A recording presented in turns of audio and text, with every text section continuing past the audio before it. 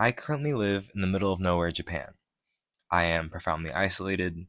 I don't speak enough of the language to do much more than small talk at my job, and that's only ever in the downtime between my busy coworkers rushing off to their next tasks.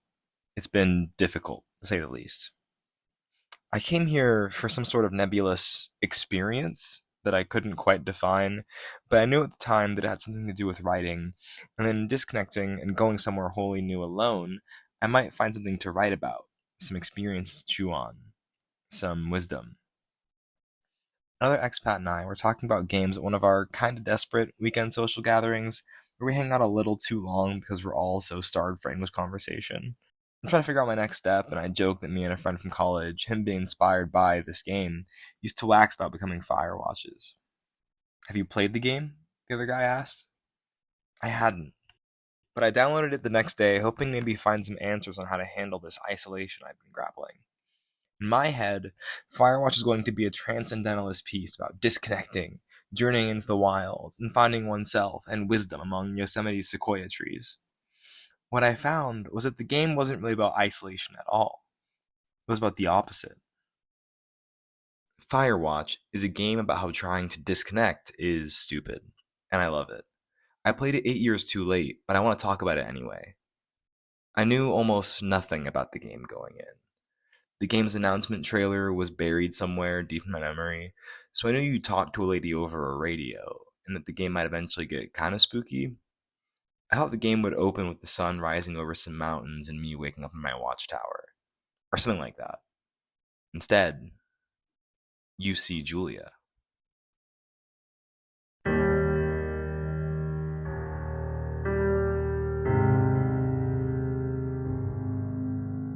This text adventure that establishes Henry's backstory is a fascinating narrative and game design decision because it goes against a lot of conventional storytelling advice.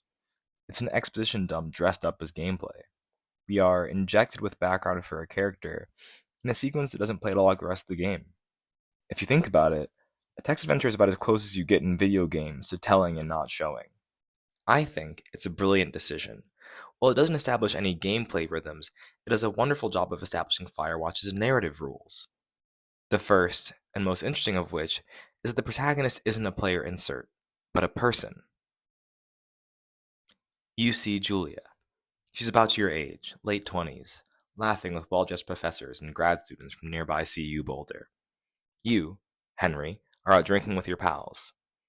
Henry is kinda schleppy and not really smooth at all. No matter what choice you pick, Henry bungles his opening line in talking to Julia. This isn't Persona or Baldur's Gate, where there's a charm option or a charisma check. It's closer to Mass Effect, where Shepard is always going to be somewhat heroic and maddeningly determined, except Henry is far from those ideals. Even though Henry makes an ass out of himself, a week later, you are Julia's boyfriend.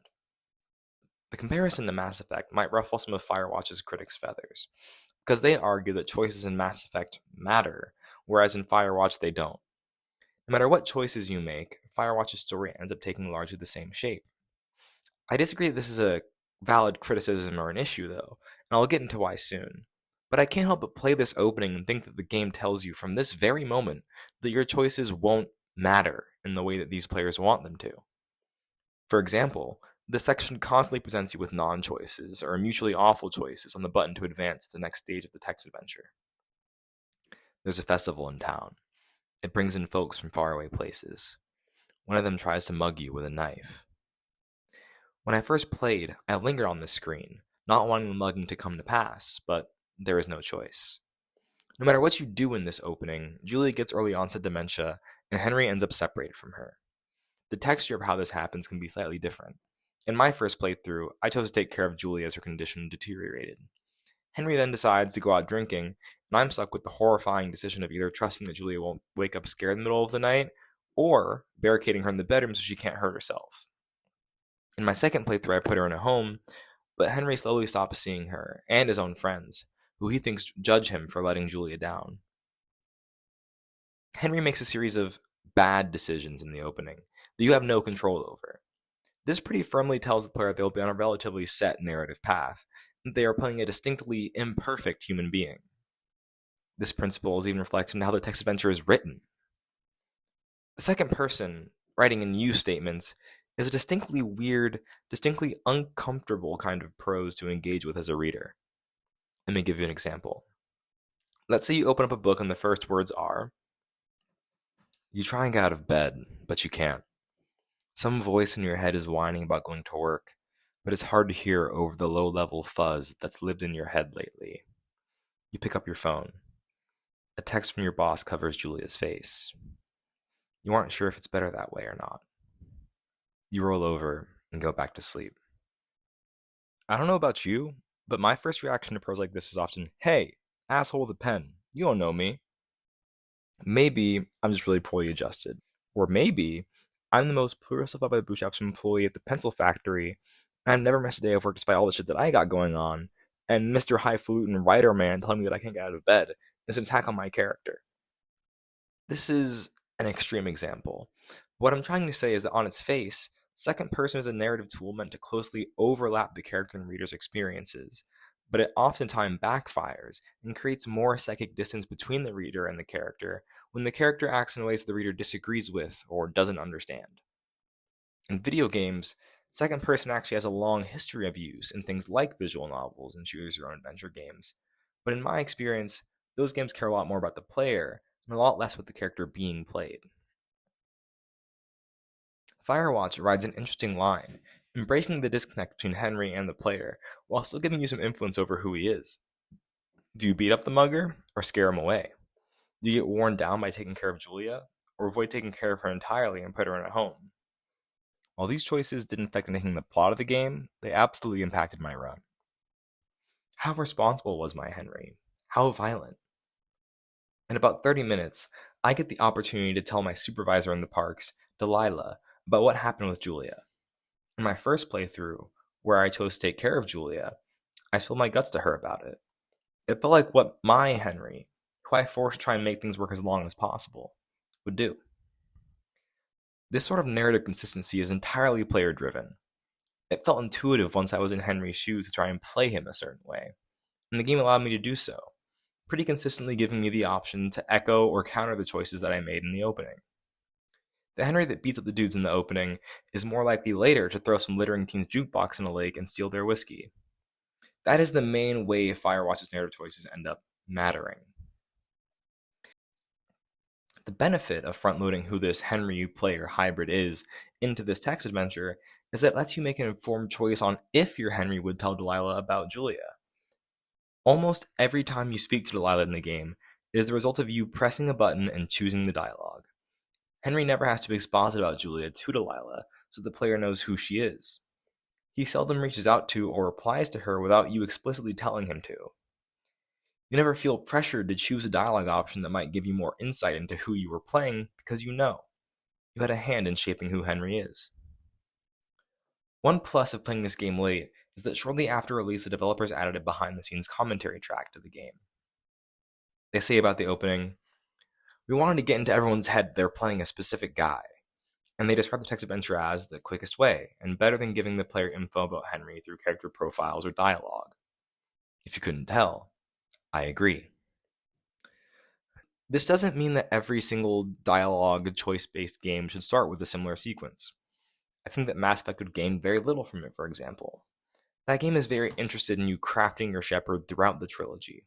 Defining who Shepard is the action of the series, and it's vital to its central questions about what it takes to save the galaxy from a cold, uncaring threat. Someone who is compassionate and can inspire those around them to rise to the occasion, or someone who rises to the occasion themselves and makes the hard decisions necessary to save the world. At the end of the opening, Julia is with her family in Melbourne, and instead of going to join her, Henry takes a job in the Shoshone National Forest for the summer. And Firewatch has now posed one of its central questions. What kind of person gets drawn out into the middle of nowhere, into profound isolation and solitude? This brief opening gives us a partial answer.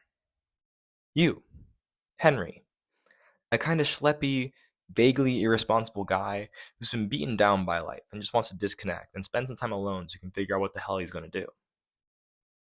What is genius about Firewatch is how it immediately encourages you, the player, to contradict and reevaluate this answer through gameplay.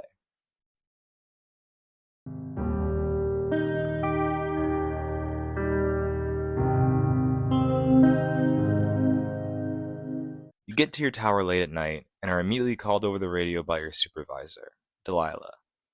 You can see her tower from yours. Her first question is, So, what's wrong with you? Excuse me? People take this job to get away from something. So, what's wrong? What's wrong with you? That's a great idea. Go ahead. Look, I just hiked for 2 days, so I don't really follow whatever it is you're doing right now. You take a stab at what's wrong with me. Fine, then can I sleep forever? Sure, buddy. Okay, now go ahead. Delilah is charming, and her banter with Henry is really fun. The next day, some teens are setting off fireworks in the park, and Delilah sends you to go set them straight. You can point your cursor at most noteworthy items in the environment and quip back and forth with Delilah about them. Outside of the dialogue being really well written, this pointing at things is the only real gameplay outside of just walking to and from Henry's tower. So my gamer brain immediately has me scouring every inch of the environment to get Delilah's opinion on it. It's the fun part of the game. But rewind. Didn't Henry come out here to be on his own? Isn't the sort of fantasy of being a Firewatch about solitude? In the developer commentary, they joke that the only real responsibilities of a Firewatch are to sit in their tower and look for fires. They mention that most people can't hack the isolation and give up, and that the others who do stay find a way to thrive in it. When they talk to people who'd worked Firewatch for research, they all seem to think, the job is so boring. Why would you make a game about it? Well, Campo Sands didn't really make a game about being a Firewatch. The first few days of the job are exciting. You bump into the aforementioned teens and a mysterious stranger on a side trail. The teens end up wrecking your tower after you spoil their fun, and cause some other trouble around the park. On day 3, once the problems of the teens fade away, Henry asks Delilah, So, what should I do now? What's next? What's next? What do you think is next? Well, you've been the one giving me tasks for 2 days straight. What's next is you sit in that room until September 1st and call me at the first sign of smoke. Oh, yeah. Why don't you let me know when you're mentally prepared for that task, and I'll give it to you. this is the inflection point where a different version of Firewatch, the game I expected, could have set in. Imagine, Delilah doesn't call you for 6 days. You fill time by hiking, fishing, doing menial repairs around the tower. This might be a game about isolation. This might even be a game about self-discovery within isolation, a cozy simulator like Stardew Valley. But I'm not sure if it would be a better game. It would certainly be a game that the people who derogatorily call Firewatch a walking simulator would likely hate a lot more. Which is strange, really, because that game would much more match the label on the game's tin. What Campo Santo decides to do is to cut to day 9, the next time Delilah calls you. This speaks volumes what the game is really about. So assume you're like me, and probably like most players, and are constantly chatting up Delilah. The game hasn't quite explicitly told us Henry's reason for coming out here, but the most charitable reading, and one the game soon supplies evidence for, would be the one that I gave before. He just wants to unplug a little and figure out his next step. But, if you are talking to Delilah, you're definitely not doing that, and Henry seems at least a little aware of this. Henry types little journal entries on his typewriter every night that the player can find on his desk in the morning. After Delilah and Henry's first encounter on night 1, he writes, "Met my boss Delilah. Real piece of work. Hopefully we don't have to talk too much." As the next day goes on, though, he wants to keep chatting to Delilah, and the player does too. She's funny, she interrupts the boredom. Talking to her is the normal human response, people being social creatures. This is reflected in the gameplay like I mentioned earlier. It's a pretty natural response as a gamer to want to interact with the one mechanic put in front of us out here, but this rubs against the role-playing aspect of the game. We are suddenly feeling that strange dissonance with Henry. What he came out here to do is scratching against what both he and we want to do now that we're out here. Does this jive with what we've learned about Henry so far? I think so. He's been far from perfect and consistent. So let's go back and revise that answer what the game is about that we made after playing the prologue. You, Henry, a kind of schleppy, irresponsible guy, have been beaten down by life and just want to disconnect, spend some time alone, and figure out what the hell you're going to do. But you can't. This choice is far more interesting than going the cozy simulator route.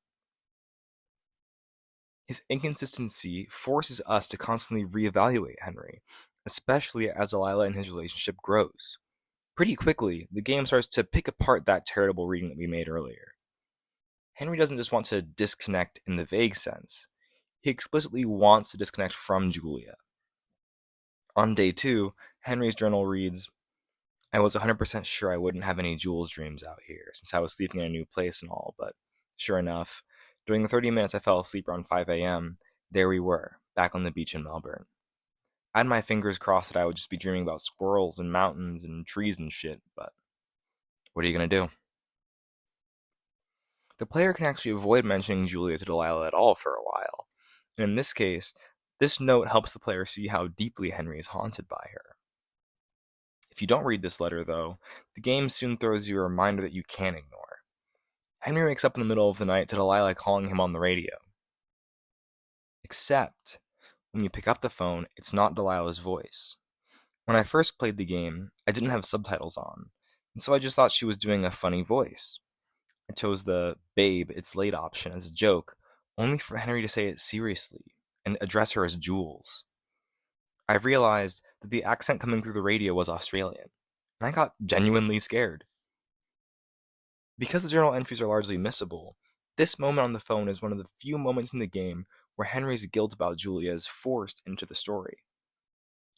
If your Henry is open about Julia, you can be more upfront about it, and have multiple opportunities to explicitly tell Delilah, She's sick, and I shouldn't be here, but I am.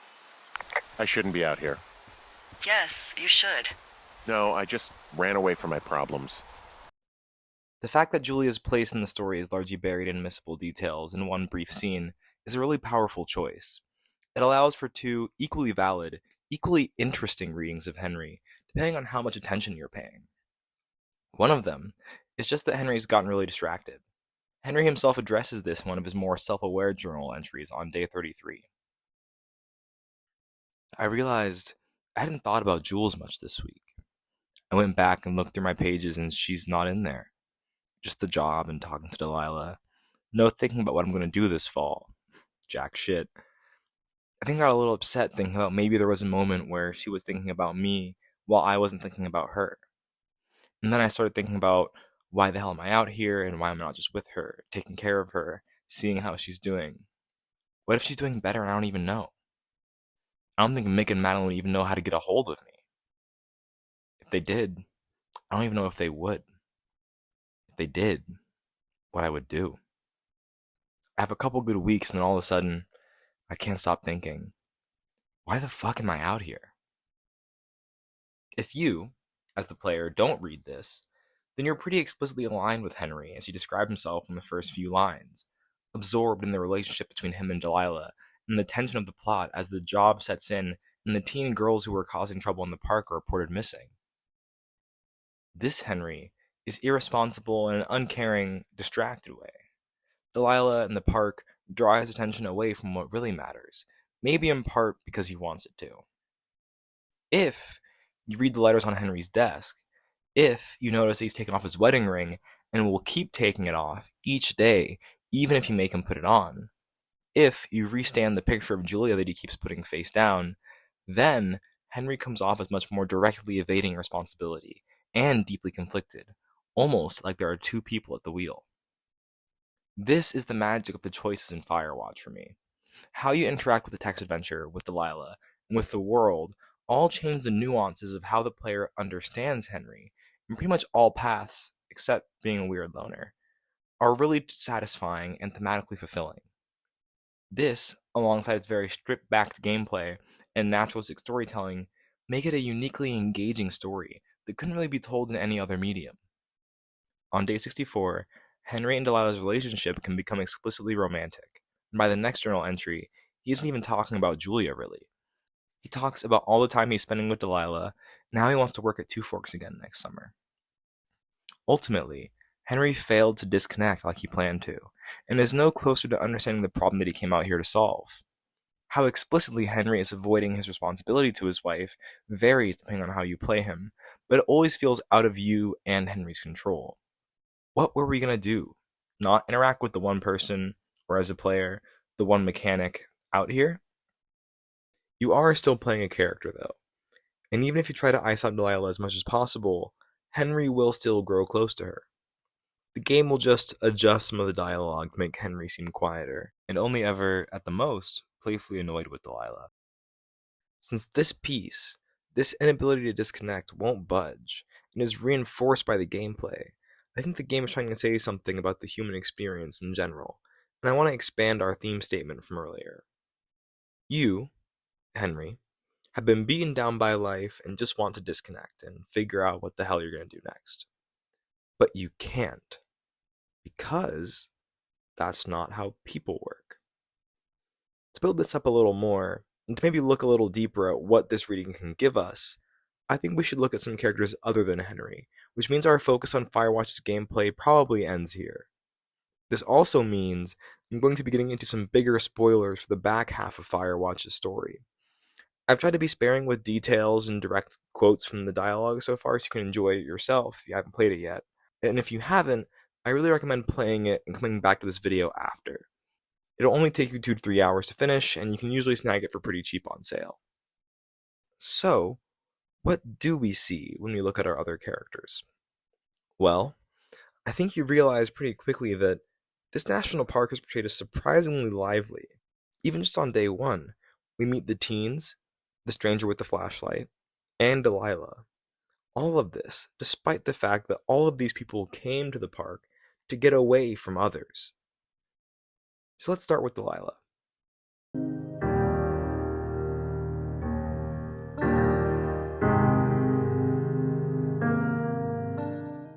This is gonna be difficult. Sort of because Delilah probably wants it to be. The player base of Firewatch knows so little about Delilah that her wiki page reads kind of like a high schooler trying to fit the word count of an essay. Delilah June A is the deuteragonist? 1 second. Okay. The deuteragonist of Firewatch. She likes crosswords. As of 2020, she would be 74. Here's a picture of her shirt and slippers. Because of her and Henry's bantery, sarcastic dynamic, it's really hard to tell if what little facts we do get about her are true. At the start of the game, when you try and guess what's wrong with her, you can guess that she's rebelling against her mom, to which she replies, Well, she also says I fuck immature men, but in my defense, who wouldn't want a 28-year-old with ambition and energy and some fire in his belly in bed? Me, I'm going now. All of the responses to the personal questions you can ask her are similarly quippy and hard to judge. The player can only really get one moment of genuine vulnerability from Delilah in the first 80% of the game, no matter how hard you try. If the player has been completely open or completely shut off with her, she'll tell you a story about her past, either as a bit of soothing reciprocity or as a last-ditch effort to get Henry to open up. Look, so a couple of months before I took this job, I was with this guy, Javier. He's incredible, caring, sexy as hell. He was a driller down in Casper. We dated for almost 5 years. I was working with the Wyoming Outdoor Leadership School, and I was obsessed with it. I wanted to be an instructor so badly. And I was sure I was going to marry Javier as soon as I could be bothered. Walls was also a good excuse to get out of town, drink whiskey in the mountains, cut loose. Then, Javier's brother got killed working in Gillette, and for some reason, I didn't come home. Javier said it was fine. He'd go to the funeral, take care of his mom, stuff like that. It'd be easier solo. When he came back, he left me. I came out here. I lied and told my sister he fucked our neighbor. I've just lied about it for over 10 years. And, for some reason, I wanted you to know. I figured you've told me so much about you, so, there's something about me. We both fucked up. In the context of our discussion about Henry earlier, his coming out here to disconnect, the way he is slowly distracted and drawn away from his somewhat sympathetic reasons for coming out here, I think that Delilah's story reveals a strikingly similar situation.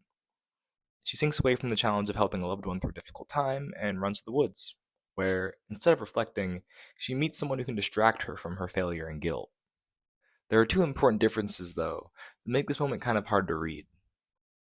One being that it seems that the stuff with Javier is already fully played out, whereas Henry is still grappling with how to handle his relationship with Julia. And two being that we can't really tell how much this is weighing on Delilah, or even if she's telling the truth here. Near the end of the game, you get a chance to poke around in Delilah's watchtower, but there is no evidence to show that Delilah is mourning this relationship. No diary entries, no stapled up cutout of an obituary for Javier's brother, no photographs, no nothing. Despite all of this, evidence elsewhere in the game suggests that Delilah might still be with Javier. That's all to say that Javier might be a pretty flimsy peg to hang our argument on, because we have to speculate too much to reach any kind of meaningful understanding of this moment. Thankfully, there are things that happen in the present tense of Firewatch's story that help us understand how Delilah fails to disconnect and, importantly, in doing so, harms both herself and someone else.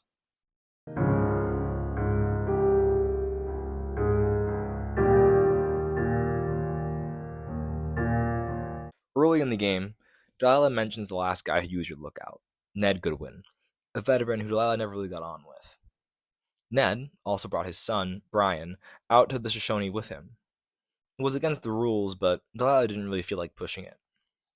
Besides, she liked the kid. She mentions that she talked to him a lot more than his dad, and felt like she was helping him get away from a shitty life with Ned by being out in the park. Delilah has one big moment where she could have gone through with reporting Brian being in the woods. Brian liked waving at the planes that dropped water on the fires, and one of the planes actually saw him and reported it. The Forest Service contacted Delilah about it, but she just said that it must have been Ned and the pilot didn't see him clearly. This situation has some striking similarities to Henry's. Both start with an initial abdication of responsibility, Henry taking the job and Delilah failing to report Brian. And the thing that makes this responsibility worse is the desire to connect to someone that you shouldn't be, Henry to Delilah and Delilah to Brian. Henry constantly chatting with, thinking about, and depending on how you play it, having an affair with Delilah actively gets in the way of what he ought to be doing, taking care of Julia, or at the very least, figuring out if that's actually what he wants to do. Similarly, Delilah's attachment to Brian gets in the way of what she ought to do, report that one of her subordinates brought his child to work. An interesting thing is that both of these relationships are sort of strange and taboo. Henry is a married man with a wife who desperately needs his care as his relationship with Delilah grows.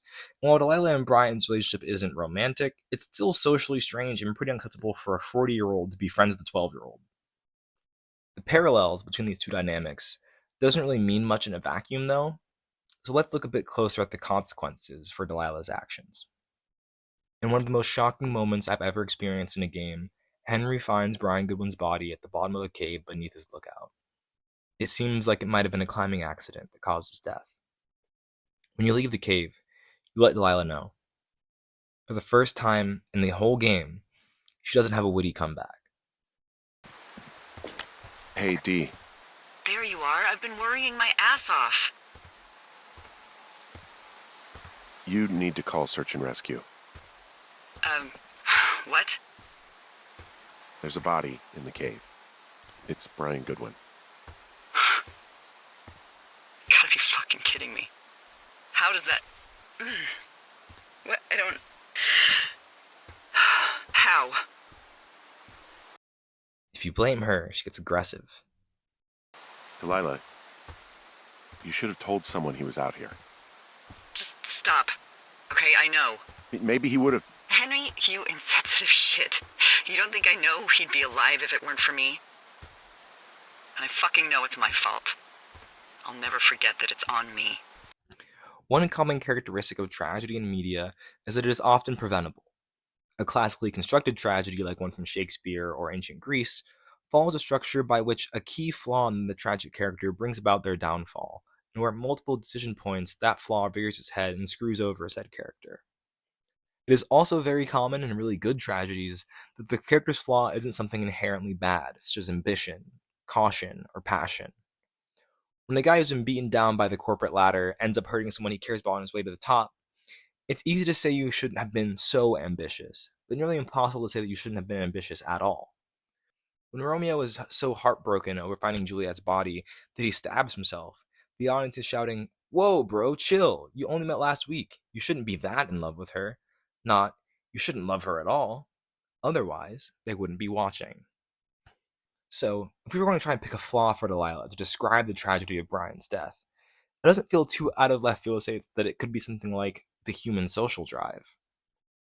It's hard for us as the audience to say, you shouldn't have wanted to talk to him at all. Since before we knew about Brian's death, it seemed pretty innocent and understandable, given the isolation of the job. But it is easy to say that she should want to chat with Brian so much that she ignores her responsibilities and the dangers of being out in the woods.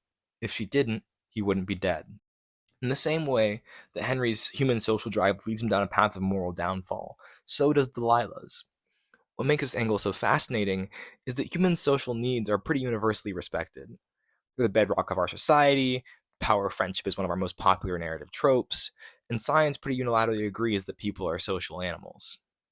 For both Henry and Delilah, the morally correct option would be to disconnect from the other people out in the national park. If Henry's going to be out here, away from his wife, he should at least be figuring out what he's going to do when he gets back. And if Delilah really cares about this job as much as she broadcasts, she should report the child who is out here against park policy. So, when a narrative starts punishing characters for pursuing what is largely agreed as such a bedrock human need, what is it saying? Let's extend our thesis statement beyond Henry. Firewatch is about people who've been beaten down by life and failed in some way. They try to disconnect from society, hoping that it will give them an out, or at least time to think in solitude, but they can't. Because that's not how most people work. They end up attached to someone, and that ruins them. To extend this even a little further, I think the fact that Delilah and Henry come to the national park to avoid responsibility is really important. That perhaps, while their social drive is the mechanism through which their downfall happens, their desire to evade accountability and responsibility for people in their lives is their actual problem. If people really are social animals, if they really wouldn't have been able to resist the connections that harm them, perhaps the point where they could have made the right decision was never coming out here in the first place. The best example of someone avoiding accountability and responsibility in Firewatch isn't from its protagonist, nay, not even its deuteragonist, but from its antagonist.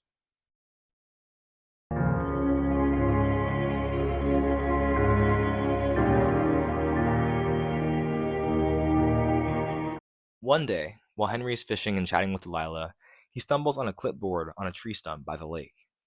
What he sees on it terrifies him. Detailed transcripts of his conversations with Delilah.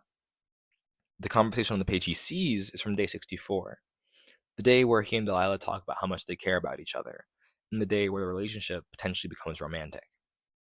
Henry hears a noise in the bushes and goes to check it out, and finds a radio on the ground, but is then knocked out. When Henry wakes up, he and Delilah don't actually dwell on the violence very long, and seem much more deeply upset that someone has been listening to them. There are people listening to our conversations. The person or these people were hiding in the bushes down here. What the fuck, Dee? I don't know, Henry. This sounds crazy. Yeah, and you're not the one who just saw our words on a clipboard out in the middle of nowhere. Those words were from 2 weeks ago. No, they were. So what's to say that they don't have transcripts from 3, 4, or 5 weeks ago? Our entire relationship, friendship, our whole summer. Henry and Delilah both came to the Shoshone expecting to be alone. When they grew close and ended up not quite alone, a new expectation arose, that they were alone together. This clipboard undermines that expectation. In another way, sort of represents them failing to really get away from anything coming out here. Someone is listening. Paranoia creeps in. Not being alone quickly flips from being a pleasant surprise of their time in the woods to a haunting fear. Firewatch has presented another way that a journey into isolation for self-discovery can fail. It's not just that you might find someone, but that someone might find you, even if you don't know it. For a while, Henry and Delilah are convinced they're being studied. They find a research camp filled with strange equipment and reports about them being subjects. It's a very specific fear, being watched by the government, and a fear pretty common among the type to go off the grid and wind up as a Firewatch. People like Ned Goodwin, as Delilah described him. The fear of being watched in this way comes in part from the invasive nature of it, but also largely because it's deeply impersonal to be observed for a government study. A key aspect of being part of a study is being denied individuality and, in a sense, humanity. Science boils one down into a list of variables, and even one's name just becomes a data point replaced by a number among the other subjects. It is definitely an effective type of horror, but it's very out of step with what we've been talking about so far. And if this is actually what was happening, then it would be a pretty obvious hole in our current framework for analyzing the game. Instead, the government observation angle is eventually revealed to be an elaborate misdirection. It isn't a coincidence that this constructed scenario holds closely to Ned Goodwin's fears. What is actually happening is deeply tied to connection, and importantly, to responsibility. After Brian died in the cave, Ned never left the park. He made a small shelter nearby and remained there, unable to return back to society without his son, and too paranoid to venture too far away from the body for fear of someone finding it. When Henry stumbles into the entrance of the cave on day 1, Ned decides that he's going to have to monitor Henry to make sure he doesn't find out what's inside. So he finds a way to listen in on Delilah and Henry's radio conversations. If he'd just listened in for mentions of the cave, then this probably wouldn't merit discussion. But he didn't. Listening to Delilah and Henry's conversations is likely the closest thing that Goodwin has had to human connection in years. So, in an almost parasitic way, he latches on to Henry and Delilah's relationship. Even though the connection is really only one way, it still seems to quell that deep human fear of being truly alone for Ned. If we try and fit this into our framework about his connection, it lines up almost perfectly with our discussion of Henry and Delilah. Ned Goodwin chooses to remain in the parks and disconnect from society because returning to it would mean claiming responsibility for the death of his son. Just like Henry and Delilah's retreat into the woods allows them to avoid responsibility for their loved ones. While in the Shoshone, however, Ned finds himself drawn to people because he's lonely, and so he begins writing down Delilah and Henry's conversations. This need for human interaction, despite his self-imposed isolation, ends up being the thing that gets him caught and tears his life apart. Because if he hadn't been recording Henry and Delilah's conversations on his clipboard, Henry and Delilah probably would never have found him, or Brian. This final piece of the puzzle, the way that responsibility fits into the themes of Firewatch, allows us to reach a final and truly complete feeling version of our theme statement. Firewatch is about people who've been beaten down by life and failed in some way. They try to disconnect from society, hoping that it will give them an out, or at least some time to think in solitude, but they can't, because that's not how most people work. They end up attached to someone, and that ruins them, because most people don't actually want to be alone. What people who say that often really want is a way out of responsibility, and so, such quests usually fail.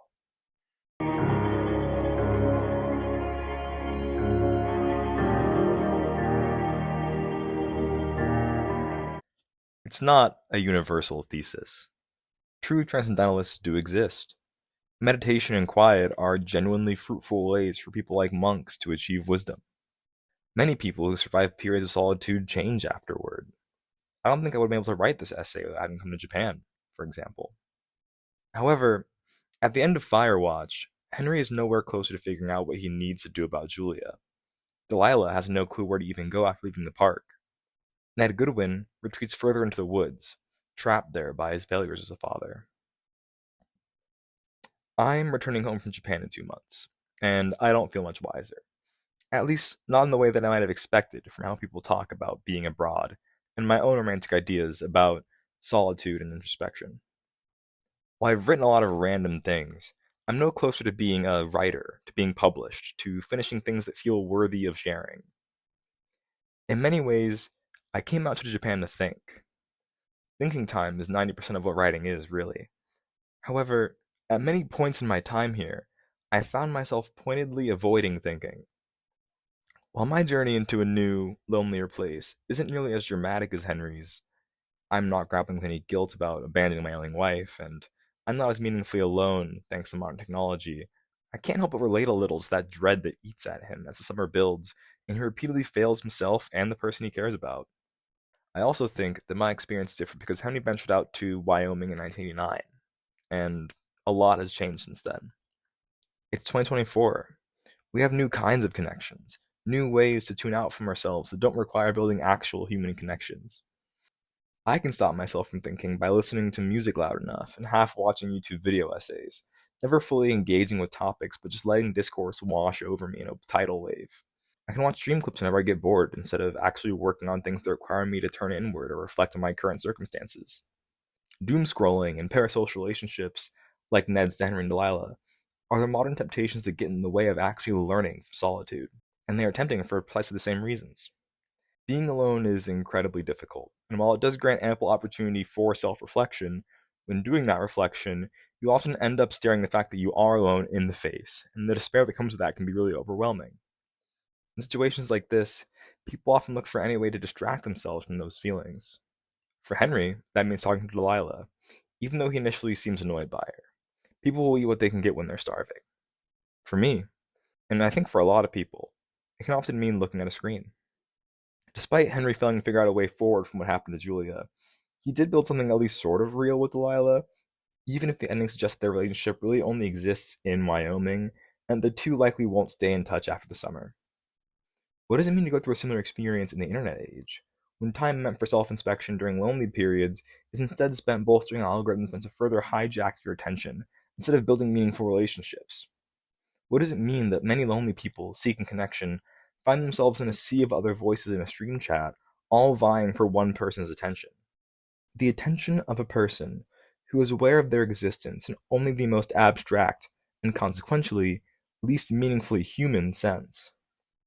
In a way, we live in an era where this very into the wild, Walden-esque, individual, romantic idea of a journey out into the wilderness on one's own might be the most unattainable it's ever been, given that the forces that drive our modern lives, principally these algorithms, states that such a quest was ill-conceived in the 80s, before the advent of the internet and cell phones. What does that mean about one now? In an era where the WHO has declared loneliness a global public health concern, and many philosophers, writers, and artists are deeply disillusioned with the way that we interface with each other in modern society, this romantic idea of getting away might be outdated. There is a surplus of isolation in people's everyday lives because of work, social networks that society has readily accepted as a source of social connection without much real evidence to support that, and the prevalence of social bubbles that prioritize the signaling of one's beliefs over the building of relationships. Perhaps getting away is dying. Perhaps for many people, it was never even a real possibility in the first place. So before you plan to get away, carefully consider if that's what you really want, and consider bringing a friend, or even better, find a way to retreat into your own communities. Spend time with people that you care about. Cherish the connections that you do have. Try and build some new ones, or strengthen the ones where you are before making the jump to somewhere new. We are all very alone already. Before piling more on yourself to try and build strength or knowledge or wisdom, carefully consider why, how, and if you can't gain that insight or strength whilst bolstering others and without putting yourself in such a stressful situation. We all need each other much more than we could possibly ever know. If you made it all the way through this, thanks a ton for watching. If you are struggling with loneliness, I've included a link to a collection of resources from the Coalition to End Social Isolation and Loneliness in the description. My personal advice is to look into what's going on in your local area. Community-sponsored events are a great way to meet people who want to build connections. I really enjoyed making this essay, and I'm planning on doing more variety of video essay content, mostly focusing on games for now. If there's anything you want to see, or if you want to give me some feedback on the video, let me know in the comments. I might continue to focus on games that I kind of missed the boat on, so if there's anything that you think that I should check out, let me know. And consider subscribing if you want to see what I put out next. Take care, y'all.